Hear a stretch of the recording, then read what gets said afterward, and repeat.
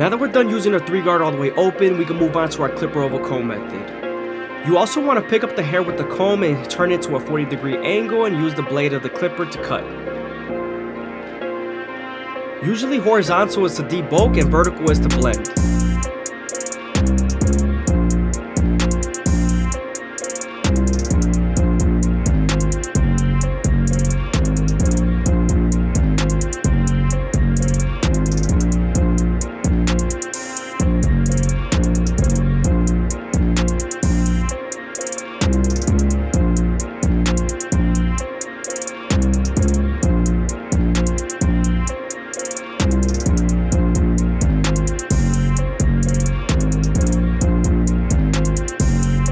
Since we're done with our clipper over comb method, we're going to go back to our 3-guard all the way open and detail as much as possible.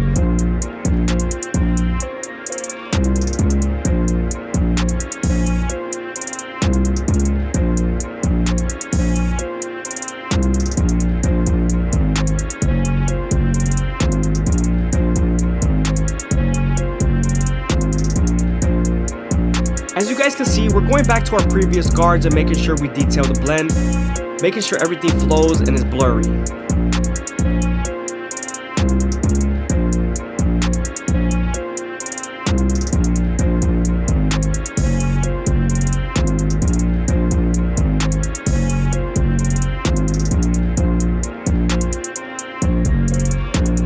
Now that we're done detailing the blend, we're going to move on to the front line, and I'm going to saturate the hair before I do anything.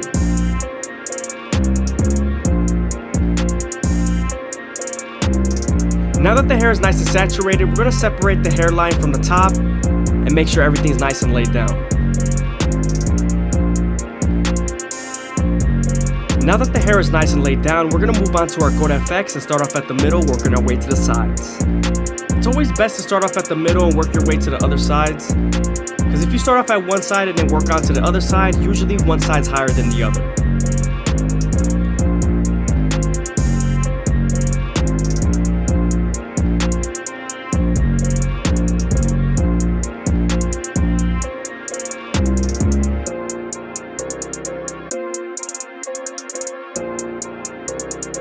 Moving on to the C-cup area, I always start off at the bottom and work my way to the top arch. I feel like it's harder to push back a hairline when you do that. You also want to be sure not to press too hard with the corners of the trimmer, because you could bite them or irritate the skin, and that is not good for the client. They would not like that.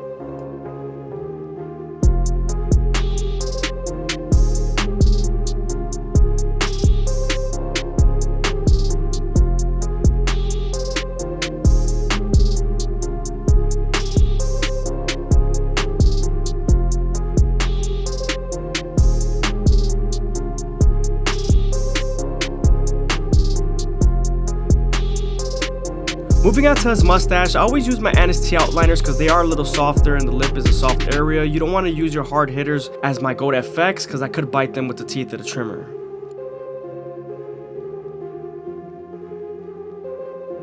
Now that we're done lighting up the mustache, we can move on to the top of the hair. The hair is saturated already, so I'm starting off at the top of the capitis, working my way all the way back, and starting off at the front again, working my way to the sides, matching that same guideline.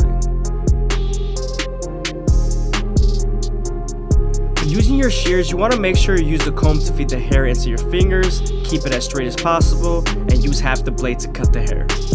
You never want to go past your second knuckle of the finger because you could cut yourself.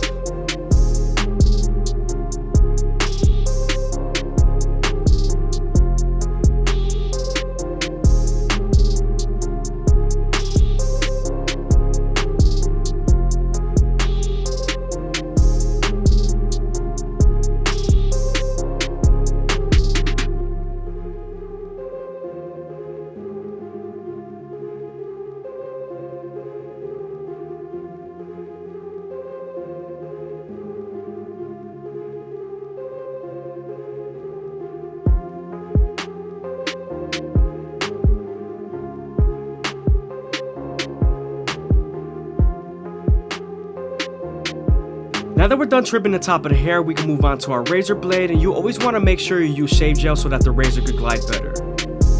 Another tip you want to follow is stretching the skin as much as possible with your opposite hand and keeping the razor at a 45-degree angle.